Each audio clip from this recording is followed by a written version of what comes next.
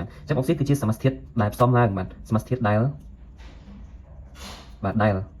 វាចាំបាទអូខេអញ្ចឹងចំនួនឯងស្រាប់ណាអុកស៊ីតគឺជាសមាសធាតុដែលផ្សំឡើងពីសារធាតុពីរយ៉ាងដែលក្នុងនោះមានធាតុមួយជាអុកស៊ីសែនអូខេអញ្ចឹងបងទីចាំមកច្បាស់កន្លែងយមន័យរបស់វាអញ្ចឹងនេះជីវិតថដូចខាងក្រោមអញ្ចឹងមើលធាតុមួយបាទធាតុមួយគឺជាធាតុគីមីផ្សេងទៀតដែលខុសពីអុកសែនហើយធាតុមួយទៀតគឺជាអ្នកដូចគូគុណទីមួយគឺ sponsor ហើយទីពីរគឺអុកសែនសត្វតែមានអុកស៊ីសែនចូលផ្សំជាមួយនឹងអស់ឲ្យតែពពុះអុកស៊ីតគឺមានចូលផ្សំជាមួយនឹងអុកស៊ីសែនទាំងអស់អានេះគឺជាប្រភេទអុកស៊ីតអញ្ចឹងទីមួយយើងត្រូវដឹងពីយមន័យរបស់វាថាអុកស៊ីតគឺជាអ្វីបាទអញ្ចឹងយើងបានដឹងមែនទេអុកស៊ីតគឺជា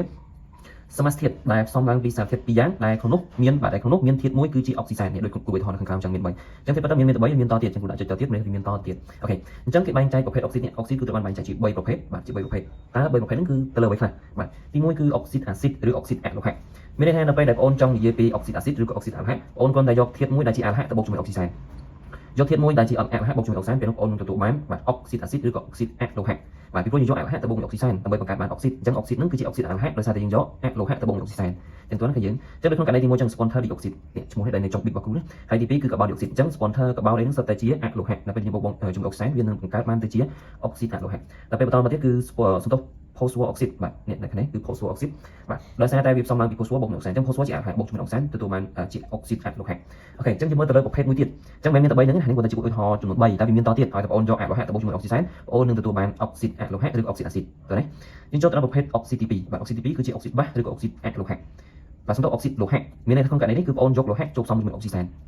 អញ្ចឹងក្នុងករណីទី1នេះគឺឈ្មោះថា magnesium oxide magnesium បាទគឺជាលោហៈចូលផ្សំជាមួយអុកស៊ីសែនយើងទទួលបានអុកស៊ីតពីព្រោះអុកស៊ីតគឺឲ្យតែមានធាតុ2ចូលផ្សំគ្នាបាទធាតុមួយគឺជាអុកស៊ីសែនហើយធាតុមួយទៀតអ្វីបានដែរឲ្យតែមានចូលផ្សំមួយអុកសែនអានេះគឺជាអុកស៊ីតតែប្រសិនបើវាមានមួយជាលោហៈមួយទៀតជាអាឡូហៈនឹងគេបែងចែកតាមប្រភេទវាទៅអញ្ចឹងក្នុងករណីនេះដោយសារតែលោហៈចូលផ្សំអញ្ចឹងប្រភេទអុកស៊ីតមួយនេះគឺជាអុកស៊ីតលោហៈបាទឬក៏ជាអុកស៊ីតបាទបាសក៏បានដែរអូខេអញ្ចឹង magnesium oxide calcium oxide ទុំតែអុកស៊ីតសុទ្ធតែជាអុកស៊ីតលោហៈពីព្រោះវាចូលផ្សំដោយលោហៈជាមួយនឹងអុកស៊ីសែនតោះនេះឃើញទេអូខេយើងចូលទៅដល់ប្រភេទមួយទៀតគឺអុកស៊ីតអំផូតេអុកស៊ីតអំផូតេនេះគឺជាប្រភេទអុកស៊ីតម្យ៉ាងដែលវាមានលក្ខណៈបាទជាអុកស៊ីតបាសផងវាមានលក្ខណៈជាអុកស៊ីតអាស៊ីតផងអញ្ចឹងធ្វើម៉េចដើម្បីឲ្យវាមានលក្ខណៈជាអុកស៊ីតបាសផងលក្ខណៈជាអុកស៊ីតអាស៊ីតផងបាទដើម្បីវាមានលក្ខណៈជាអុកស៊ីតបាសផងលក្ខណៈជាអុកស៊ីតអាស៊ីតផងបងត្រូវតែយកធាតុមួយដែលវាមានលក្ខណៈពីរយ៉ាងដូចគ្នាគឺលក្ខណៈជាលោហៈផងមានទាំងលក្ខណៈជាអាឡូហៈផងបាទអញ្ចឹងកន្លែងទៅឃើញថានៅក្នុងតារាងគោលរបស់យើងគឺមានអាលុយញោមដើរតួនាទីពីរយ៉ាងវាអាចជាលោហៈពេលខ្លះវាអាចជាអាឡូហៈអាលុយញោមអញ្ចឹងដល់ពេលយើងយកធាតុដែលមានលក្ខណៈពីរយ៉ាងដើរតួពីរយ៉ាងហ្នឹងទៅបូកជាមួយអុកស៊ីសែនអញ្ចឹងយើងនឹងទទួលបានអុកស៊ីតអំផូតេមានន័យថាវាមានលក្ខណៈជាបាសផងវាមានលក្ខណៈជាអាស៊ីតផងសង្កសីអុកស៊ីតបាទសង្កសីអុកស៊ីតនេះក៏ជាអុកស៊ីតអំផូតេដែរពីព្រោះសង្កសីនេះបើយើងកន្លែងទៅមើលតារាងគោលរបស់យើងគឺវាស្ថិតនៅក្នុងតារាងកម្មចតាគ្រូបានបង្ហាញជាតារាងគោលមួយទេបើថាបងអាចទៅមើលបានកន្លែងសង្កសីហ្នឹងគឺវាដើរតួនាទីពីរយ៉ាងវាអាចដើរតួនាទីជាលោហៈហើយមួយទៀតគឺជាអាឡូហៈអញ្ចឹងដល់ពេលដែលយើងយកធាតុមួយដែលវាមានតួនាទីពីរយ៉ាងបូកជាមួយនឹងអុកស៊ីសែនយើងនឹងទទួលបានអុកស៊ីតអំផូតេដោយសារតែនៅពេលបងបូកទៅវាមានលក្ខណៈពីរយ៉ាងគឺលក្ខណៈជាអុកស៊ីតអាស៊ីតផងលក្ខណៈជាអុកស៊ីតបាសផង